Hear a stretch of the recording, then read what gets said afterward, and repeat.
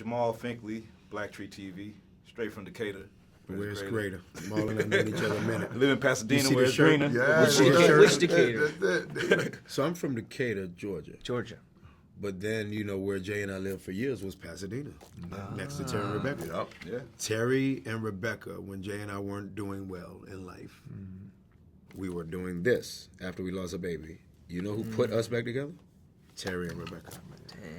First time ever. I don't know if it's rolling, but Terry and Rebecca put us back together. Terry actually said, "Man, you can't leave that girl." He grabbed me so hard. Oh, dude, I love it. I love it. That's a I true love story. I like bringing people together. In Pasadena, California. In Pasadena, and me and his daughter Winfrey and my son graduated elementary school together. So my God. it's like such a Oh, circle wow, here. this is So, but it's all love, and that's what I feel like this film and this cast was. It just feels like all love, all fun. It feels like a great group of actors and talent came together and made something, artsy Thanks, and man. great, man. So Thanks, it's bro. always good to see that. But it's some funny elements of this movie that I want to tap into you guys about. Like the character Cassius spends a real low amount on gas. I want to know What did he at put? your hardest 40, time, what's 45? the cheap, what's the lowest amount of gas you had to put in your tank? Yeah, I got a story. It's not involving gas though. But when we first moved out, I went broke after the NFL, and we were out in California, and we were trying to make it happen. And I had just had another baby. I had 5 total, but I had 3 at the time.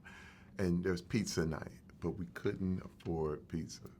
So what I did is got flour, yeast, spaghetti sauce, and a little bit of cheese, like a little small pack of mozzarella. Wow. And we made one pizza because I wanted, oh man, I get choked up thinking about it. I said, this is pizza night. And those girls were so happy. And I remember us sitting there and I was like,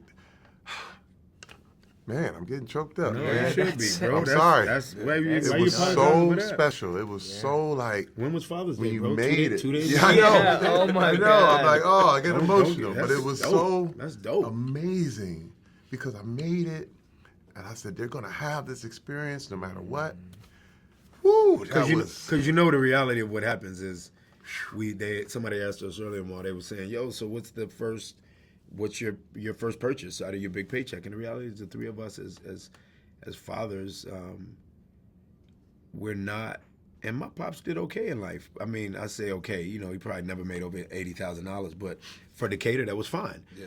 But when you think, as a brown American, but when you think about our kids, Steven has 1. Y'all got 2. Y'all got 1. We got 2. Terry's got 5. And now a grandkid. Yes. The reality is these kids are being raised with, we actually can't say that we can't afford whatever they want. We can kind of afford whatever they want. Yeah.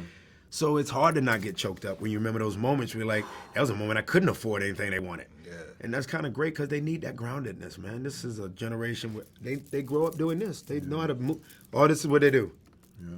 They work your phone better than you can work your phone. So those moments for Terry, those are real moments, dude, bro. that was- I think that's why we I went connected there. to I went Boots. there. I went there. We Yeah, connected that's to true. Boots because he was of the generation True. that was trying to figure life out, and he put that in the movie. His trying to figure outness, he put in the movie. And we were like, yeah, I'll rock with that.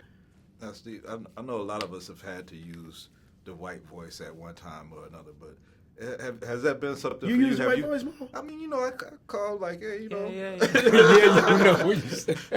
you need that good customer service sometimes. you have to Dude, use customer the white voice. service. I know that Well, one. Yeah. So, I mean, have you ever had to use the white voice? I never did I the voice, mean- just behaviorally. Real stuff. When I was young, growing up in rural, mostly white-dominated Michigan, all you want to do as an Asian kid is be a white person. So I remember I told this story one time where all I wanted was storage, because I'd go up to my friend's house and my friend Tony, and I'd be like, hey, let's play your games, and he's like, oh, it's in storage. And I'm like, what the fuck is storage? We have all our shit in our house. And they're like, no, we have another place where we put our stuff. And I'm like, I want that. I just wanted things that they had. Whatever they had. Yeah, I just want access to put in another place. And it's like dumb stuff. Or like I wanted to go on vacation and bring back a photo of me with my family and my dogs. Like Yeah, whatever. I wanted so bad that image. The extra. And you grow up and you Man, figure we it can out. talk forever. I bro. know, this is appreciate good. it, This is good. Bro.